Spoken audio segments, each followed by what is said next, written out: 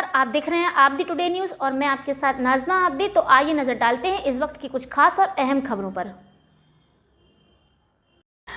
आप दी today news channel से जुड़ने के लिए दिए गए नंबरों पर आप संपर्क करें और अगर आपको अपने क्षेत्र से जुड़ी हुई तमाम खबरें देखना है और चैनल में किसी भी तरह की कोई भी राय अगर आप देना चाहते हैं तो कमेंट बॉक्स में जाकर आप अपनी राय हमें दे सकते हैं।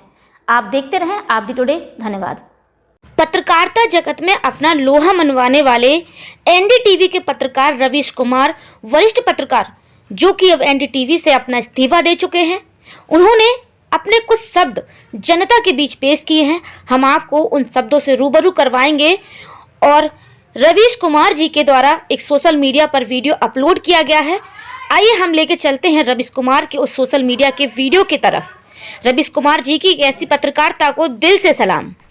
नमस्कार, मैं रवीश कुमार। आपका अंदाज़ा सही है कि क्या कहने जा रहा हूँ, लेकिन गुजारिश है कि जो भी कह रहा हूँ उसे धीरज के साथ सुनिएगा।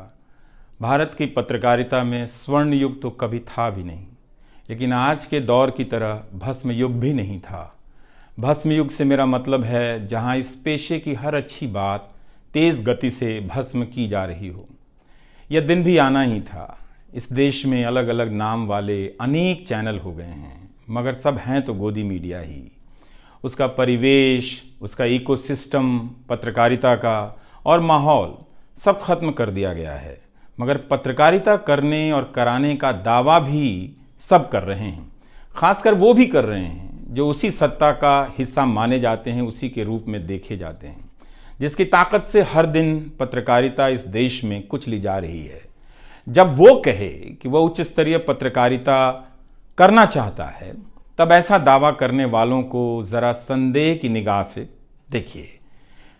गोदी मीडिया और सरकार भी पत्रकारिता का अपना मतलब आपके ऊपर थोपना चाहती है। अगर इसका मतलब किसी भी रूप में वही है, तब आप एक बार फिर से झांसे में आने वाले हैं। इस वक्त अपने संस्थान को लेकर कुछ खास नहीं कहना चाहता, क्योंकि भावुकता में आप तटस्थ नहीं होते, ऑब्जेक्टिव नहीं हो सकते हैं। एनडीटीवी में 26-27 साल गुजारे हैं। इतनी लंबी यात्रा के अपने उतार चढ़ाव भी हैं। अनेक साथी, वरिष्ठ, कनिष्ठ सब शामिल हैं। कितने लोगों ने साथ दिया है।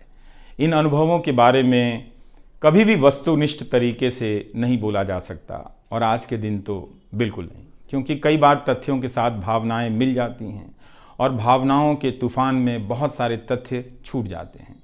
बेहतर है कि इसे संक्षिप्त ही रहने दिया जाए। जो आदरणीय शख्स हैं उन्हें मैं याद कर ही रहा हूँ। काफ़ी सारी शानदार यादें हैं एनडीटीवी में, अब दोस्तों के बीच सुनने सुनाने के काम आएंगी। आज के दिन किसी एक व्यक्ति का नाम लेना मुश्किल हो रहा है, तब जब आपके पेशेवर जीवन में अनेक लोगों का हाथ हो, कैसे एक का नाम ले सकते हैं। मैं जानता हूं कि पूर्व सहयोगी, मौजूदा सहयोगी सब मुझ में अपना हिस्सा देखते हैं, और वो सही भी है। मुझे सभी से कुछ ना कुछ मिला है। मैं सबका ही आभारी हूं। इसलिए एक का जिक्र कर बाकी को छोड़कर आप न्याय नहीं कर सकते, खासकर ऐसे दिन। वैसे भी इस वक्त तो हर चेहरा ही अच्छा नज़र आ रहा है, क्योंकि सबने मेरे अनुभवों को, मेरे जीवन को समृद्ध किया है। बेटी विदा होती है तो वो दूर तक पीछे मुड़कर मायके को देखती रहती है।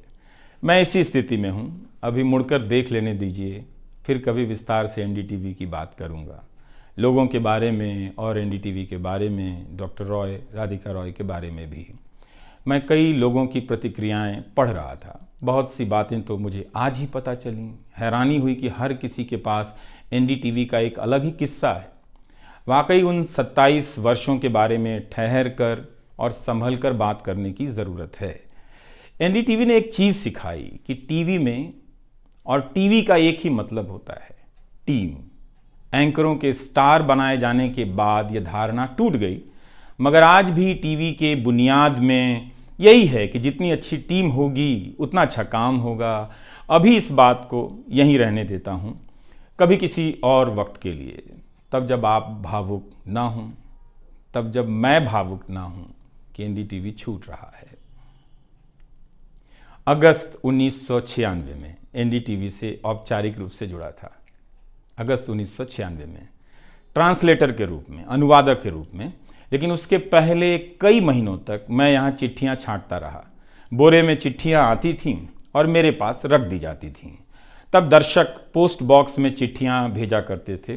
देश भर से दर्शक अपने हाथों से अलग अलग कार्यक्रमों के एंकरों को लिखा करते थे। इन्हें पढ़ते हुए मैंने टीवी के कार्यक्रमों के आसपास दर्शकों को बनता देख रहा था। मेरा काम था उनकी बारीक नज़र से लिखी गई चिट्ठियों पर रिपोर्ट बनाना और एंकरों या कार्यक्रम के प्रोड्यूसर को सौंप देना। दिहाड़ी का काम था, उसी के हिसाब से मजदूरी मिलती थी, पैसे मिलते थे। मेरी ज़िंदगी में यह काम आज भी जारी है। आज भी आप मुझे सैकड़ों की संख्या में मैसेज लिखते हैं, हाथ से लिखी चिट्ठियाँ भी आती हैं, बहुत अच्छी लिखावट में। मैं ज़्यादातर मैसेज पढ़ता भी हूँ और सभी के नहीं तो बहुतों के जवाब देने की कोशिश करता हूँ। कई बार तो अपनी निराशा भी आपसे साझा कर देता हूँ। मैं आपके बीच आकर अपने मन का भाव नहीं छिपाता, क्योंकि मैं आपके बीच बताने के लिए आता हूँ। अगर खुद को ही छिपाने लगा तो वो पूरा बताना नहीं होता है। मुझे तो लगता है कि कई हजार दर्शकों के पास मेरे लिखे हुए जवाब होंगे। उंगलियों में दर्द रहने के कारण इन दिनों जवाब देना कम कर दिया है। सरकार को कैसे देखते हैं, और मैं उस नज़र से सरकार को देखने लगा। इसी का भरोसा है कि आपकी सक्रियता में ही भारत का लोकतंत्र धड़कता है। शाहीन बाग और किसान आंदोलन की जिद में मुझे सूरज की रोशनी दिखाई देती है। आपको जनता बनते हुए देखा है। मेरा विश्वास गहरा होता चला है कि तंत्र भले खत्म हो जाए, लेकिन जनता के बीच जन बचा हुआ है। एक दिन यही जन आज से बेहतर तंत्र बना लेगा। आज कुछ लोगों को यकीन हो गया है कि सारा तंत्र उनके कब्जे में है। अब जन का कोई मोल नहीं। मीडिया को खत्म कर विपक्ष और जनता को खत्म किया जा चुका है।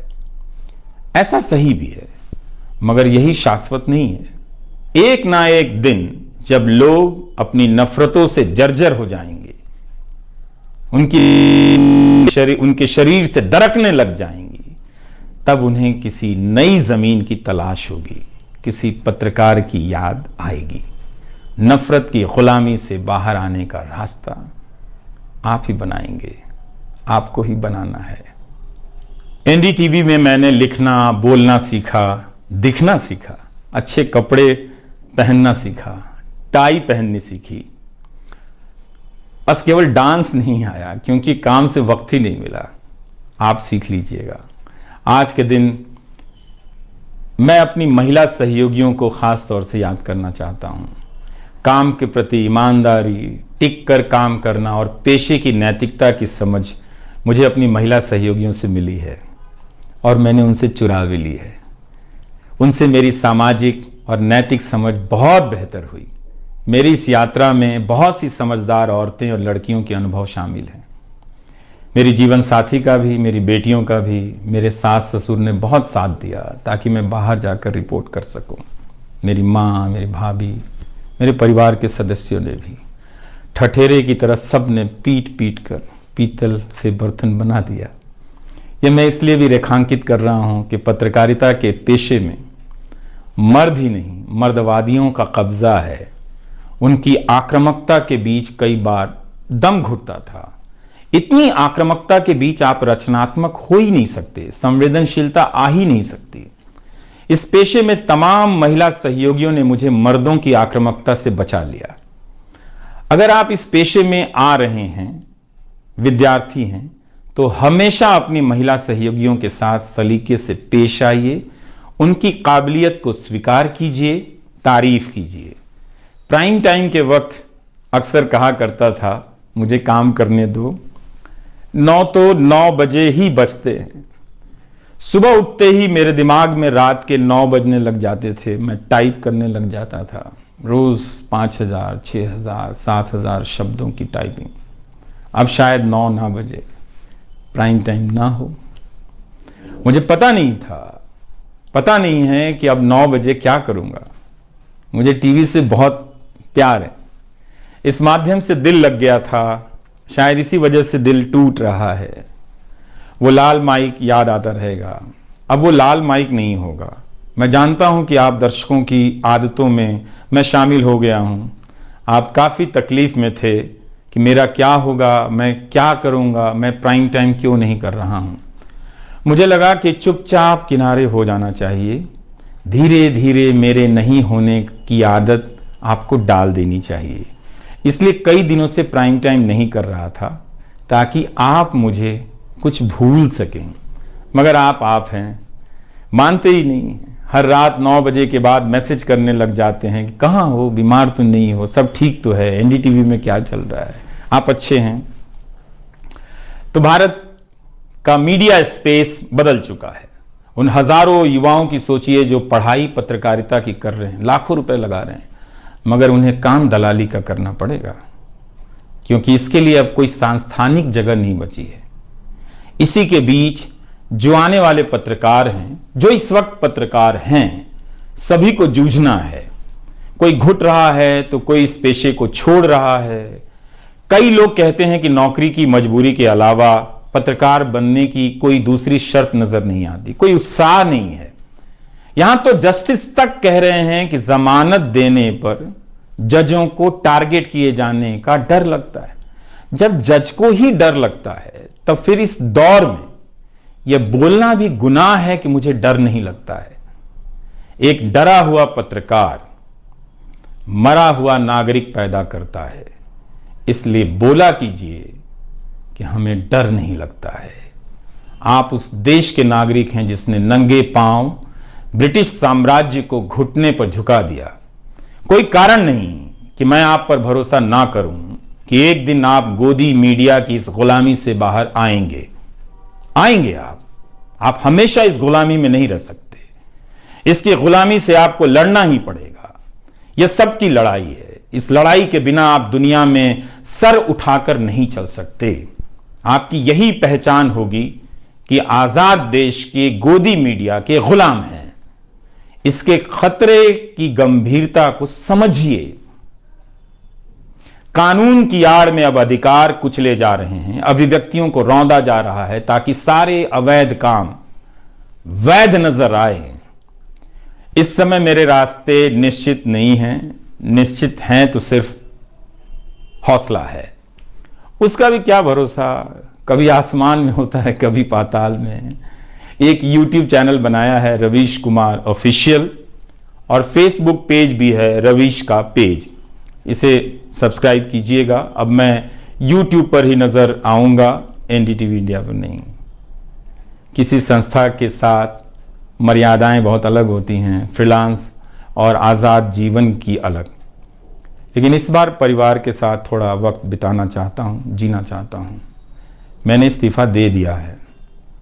नमस्कार, मैं रवीश कुमार अब आपको उस चैनल पर सुनाई नहीं देगा। नमस्कार, मैं रवीश कुमार।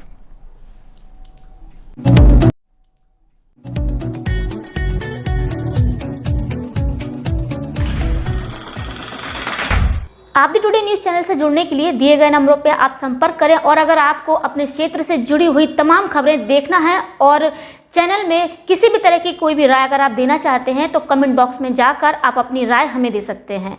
आप देखते रहें आप दी टुडे। धन्यवाद।